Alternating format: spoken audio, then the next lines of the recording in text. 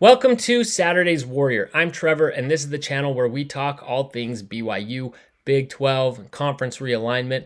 And today we've got some exciting news that concerns both BYU and the conference at large, and that is that the Big 12 has released the opponents for the upcoming men's basketball season, which means that we now know which schools are going to be playing each other both home and away, only at home and only away. And so we're going to take a look at that, get some of our initial thoughts and reactions to that. But before we do, we ask that you please give this video a like and subscribe to the channel if you like talking BYU hoops and football. We've got more football content queued up as we start gearing up for the season. So be sure to subscribe so you can catch all of that. And it really helps us. As we continue to grow the channel. We appreciate that. All right, so let's start by taking a look at BYU's opponents. And what I was most interested in when I took a look at this was who will BYU be playing both home and away? Who are we going to be playing twice?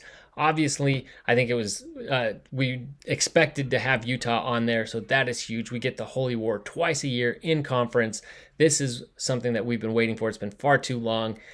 At least if you ask, I think BYU fans, Utah fans may differ on that, but that's how it is. And so, but looking at the rest of this, so Arizona and ASU are regional, so that makes sense. But then we've got Cincy and West Virginia, so that kind of counterbalances it because we've got opponents that we're going to be playing across country, and then including UCF. So the teams that are furthest from BYU, they'll be making a trip to each of those. So I did think that was a bit interesting.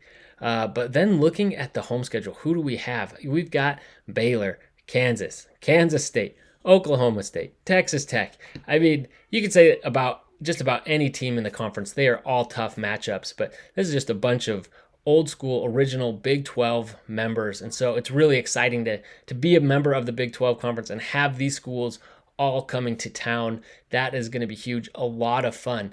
And while OSU maybe down a little bit last year, we'll see maybe they improve, but the rest of these programs are all really, really good, and including Baylor and Kansas, which are both top 10 programs. And then you also have Arizona on top of that coming to town. So I mean, this is what we wanted when we got the Big 12. We wanted to be playing the big boys, and we wanted to be there. And what's exciting about this is, we've got the Marriott Center, that home field advantage, while we play some of these big dogs, and perhaps can, move the needle and help BYU overcome some of these guys who are likely going to be favored in some of those games. And this is, for me, is the opposite of football, because in football, we've also got a lot of these big guys coming to town. And I was like, shoot, I would rather see BYU play those as away games and have the more even matchups against a Baylor or Arizona State, whatever, at home, because that is going to help give BYU that home field advantage and secure those must-needed wins against those more winnable games.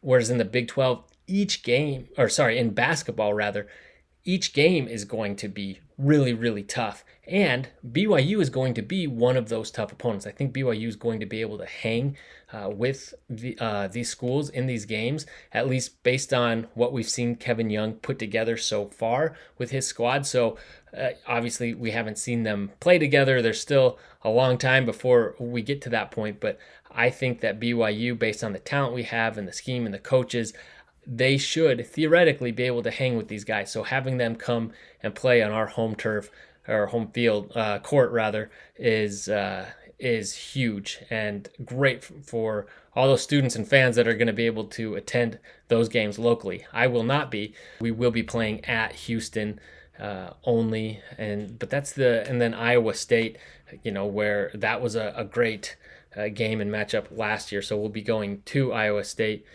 again, and each of those games should be tough. So anyway, that was mostly what stood out to me. Very, very solid home schedule.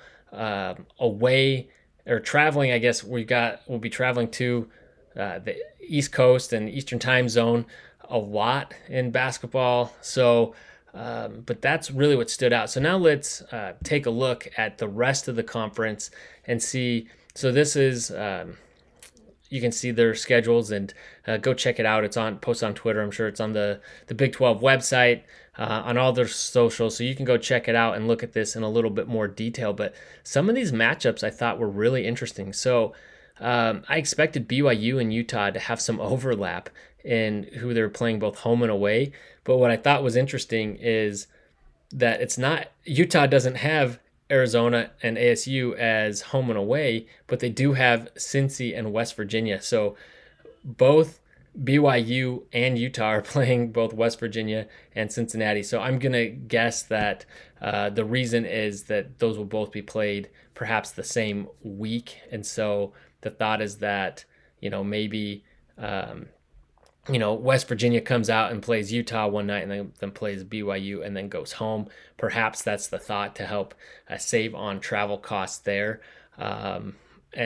Otherwise, it wouldn't make sense to be sending all these schools, cross country twice. So we'll see. But even last year, when that was how it was set up for BYU, having play at both Kansas schools in the same week last year, they still came home in between. So I don't really know if that's how the schedule is going to be set up, but that's the only reason why I could think why they have this set up that way. And likewise, both BYU and Utah are playing away only at UCF. So and Houston. So and Iowa State. Wow. And TCU. Right. So let's see. UCF. Yeah, Houston, Iowa State, and TCU. So BYU and Utah have some very similar scheduling quirks there. But it does look like they are protecting some of the major rivalries. We already talked about the Holy War. Then you got Kansas State playing both Iowa State and Kansas. And Kansas playing both of them as home and away as well. TCU and Baylor, those are all protected rivalries within, let me see, I'm sure Arizona and Arizona State. Yeah, of course. So those are all protected rivalries already in football. So I was just kind of interested to see what other matchups would be protected.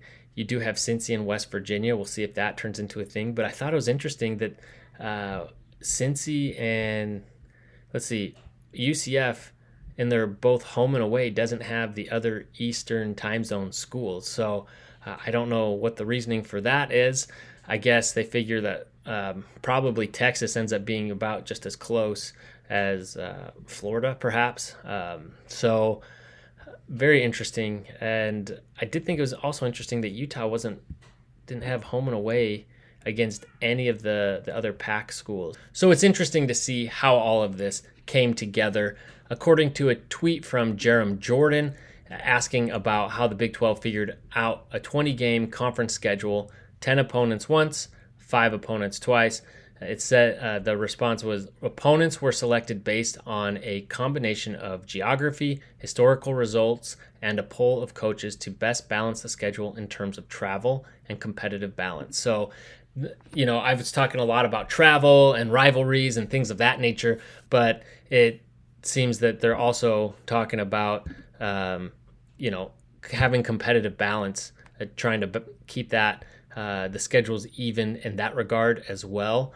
And so, all that makes sense. So there's a lot that they're putting in place. It's amazing they were able to do all this, and I'm impressed, and we'll be able to see, when the dates are of a lot of these games and see how that affects the schedule. Also, looking at this and having a 20-game in-conference schedule, I like that we're going to be able to play everybody at least once. I think that's very important. But to show how complicated this has gotten just reiterates to me how big and bloated conferences are getting nowadays. Yes, I'm so excited BYU is finally in the Big 12 and in a power conference. And unfortunately, this is the way that power conferences are going. It's through, we call it realignment, but really consolidation. And they're just getting humongous. And this is, what the landscape looks like right now. And if this is what it takes, I'll embrace it. But obviously, those days of smaller, more regional conferences of 10, 10 is great because then you can play every team twice. That's an 18-game in-conference schedule. It's great for football because you get 9 in-conference games, 3 out of conference. So, but that is unfortunately not the way things are anymore. All right, so like it or not, this is the schedule, but my biggest takeaway from all of this is that the Big 12, which was already the best basketball conference, has just gotten deeper. It's gotten better. It's going to be competitive. It is in each game, and it is going to be a lot of fun. But let me know, what are your initial reactions when looking at the schedule? Which team are you most excited to have coming to the Marriott Center? Or likewise, if you are a fan of another team, which teams are you most excited to have, and what, if any, changes would you make to the schedule? Let me know in the comments. Again, please be sure to like the video and subscribe to the channel. And as always, go Cougs!